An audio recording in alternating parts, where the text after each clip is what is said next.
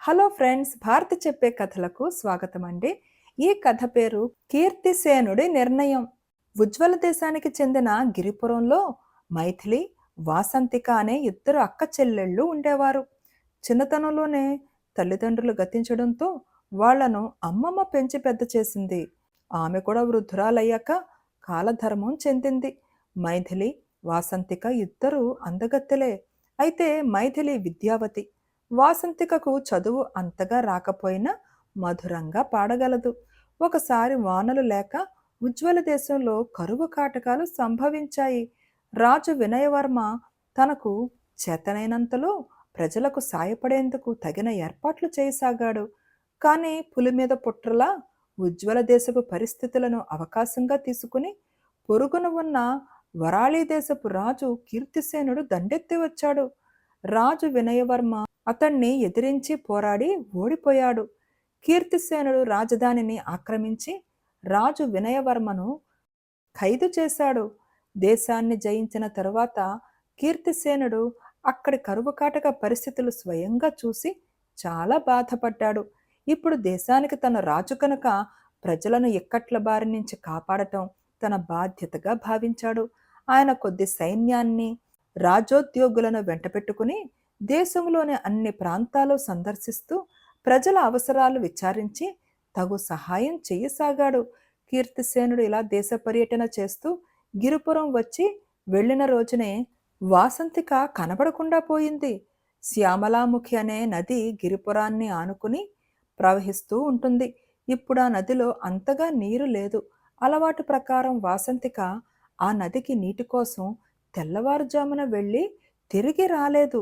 మైథిలి చెల్లెల్ని వెతుక్కుంటూ నదికి వెళ్ళింది. అక్కడ వాసంతిక జాడ లేదు గాని నది ఒడ్డున ఆమె విడిచిపోయిన బిందె మాత్రం కనిపించింది. కొందరు ఆమె బిందె అక్కడ పెట్టి నది ఎగువకు వెళ్లటం చూశామని, ఆ సమయంలో కీర్తిసేనుడు సైనికులతో ఆ మార్గాన్నే వెళుతున్నాడని మైథిలికి చెప్పారు. అంతేకాక అతడామెను అపహరించుకుపోయి ఉంటాడన్న అనుమానం కూడా వెలుబుచ్చారు. ఇది విని మైథిలి కలవరపడింది. ఆమె అప్పటికప్పుడే బయలుదేరి రాజధానికి వెళ్ళింది. ఆ సమయంలో కీర్తిసేనుడు సభ తీరి ఉన్నాడు. మైథిలి అతని దర్శనం చేసుకున్నది. కీర్తిసేనుడు ఆమె వచ్చిన పని తెలుసుకుని, నీ చెల్లెల కోసం తప్పక వెతికిస్తాను. నీకెవరి మీదనైనా అనుమానం ఉన్నదా అని అడిగాడు. మైథిలి క్షణం తటపటాయించి, ఉన్నది ప్రభు అన్నది. ఎవరి మీద అని ప్రశ్నించాడు కీర్తిసేనుడు. అసహాయ పరిస్థితుల్లో ఉన్న ఒక స్త్రీని చెరబట్టిన వాడి మీద అన్నది మైథిలి గంభీరంగా. ఆ జవాబుకు కీర్తిసేనుడు ఆశ్చర్యపోయి, గూఢంగా మాట్లాడకు, సంగతేమిటో వివరంగా చెప్పు అన్నాడు.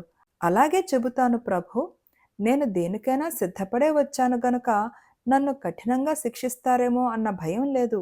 నేను అనుమానిస్తున్నది మిమ్మల్నే అన్నది మైథిలి. కీర్తిసేనుడు ఒక క్షణకాలం నివ్వెరపోయి, నేనా అంటూ గద్దించాడు. మైథిలి చలించకుండా, ప్రభు, మీకు కోపం వస్తుందని నాకు ముందే తెలుసు. కానీ ఇది నా ఒక్కతే అనుమానం కాదు, గిరిపుర వాసులందరి అనుమానం. మీరు దేనావస్థలో ఉన్న మా రాజ్యలక్ష్మిని చెరబట్టిన ధర్మదూరులు. అలాంటి మీరు వయసులో ఉన్న అందగత్తెను, అసహాయురాల్ని అపహరించరు అన్న నమ్మకం ఏమిటి?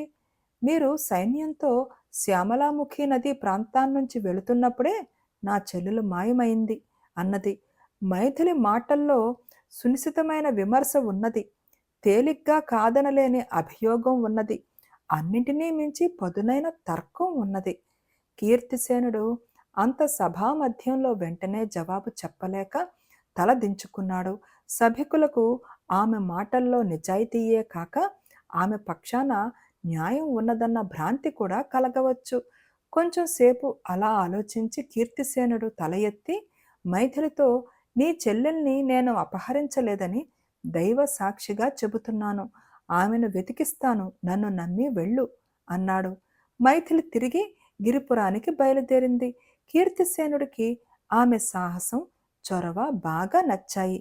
ఆమె అందం కూడా అతన్ని ఆకర్షించింది. వాసంతిక విషయం తేలిన తరువాత ఆమెను వివాహమాడాలి అనుకున్నాడు. మైథిలి ఇల్లు చేరేసరికి వాసంతిక ఇంట్లోనే ఉన్నది. ఆమె లోగడ తనకు సంగీత కళాశాలలో సహాధ్యాయి అయిన ఒక యువకుణ్ణి దేవాలయంలో పెళ్లాడి ఇంటికి తిరిగి వచ్చింది. ఈ సంగతి ముందుగా అక్కకి చెబితే ఆమె అంగీకరించదన్న భయంతో వాసంతిక ఈ పని రహస్యంగా చేసింది. నూతన దంపతులను దీవించి మైథిలి తిరిగి రాజధానికి వెళ్ళి తాను చేసిన పొరపాటుకు కీర్తిసేనుణ్ణి క్షమించవలసిందిగా కోరింది. కీర్తిసేనుడు నవ్వి, ఇందులో క్షమించవలసినదేమీ లేదు. నేను మీ దేశం వదిలి వెళ్ళిపోతున్నాను. మీ రాజుకు తిరిగి సింహాసనం అప్పచెప్పుతాను. మైథిలి, నువ్వు అనుకోకుండానే నాకు గొప్ప ఉపకారం చేశావు. ఈ కానుకలు స్వీకరించు అని ఆమెకు విలువైన కానుకలు బహూకరించి వరాళి దేశం వెళ్ళిపోయాడు. బేతాళుడు ఈ కథ చెప్పి, రాజా, కీర్తిసేనుడి నిర్ణయం తాలూకు పూర్వాపరాలు తరిచి చూస్తే వింతగా లేవా? తనను నిండు సభలో అవమానించిన మైథిలిని అతను పెళ్ళాడాలనుకోవడం ఏమిటి? అలా అనుకున్నవాడు తరువాత ఎందుకు మనసు మార్చుకున్నాడు? అన్నిటికన్నా విచిత్రం, తాను జయించిన ఉజ్వల దేశాన్ని వదులుకోవటం. ఇది కేవలం అవివేకం కాక ఏమవుతుంది? ఈ సందేహానికి సమాధానం తెలిసి కూడా చెప్పకపోయావో నీ తల పగులుతుందని అన్నాడు. ఫ్రెండ్స్, ఈ ప్రశ్నకు జవాబేంటో మీరు ఆలోచించండి. నేను ఇప్పుడు దీనికి జవాబు చదివి వినిపిస్తానండి. దానికి విక్రమార్కుడు కీర్తిసేనుడి నిర్ణయంలో వింతపడవలసిందేమీ లేదు.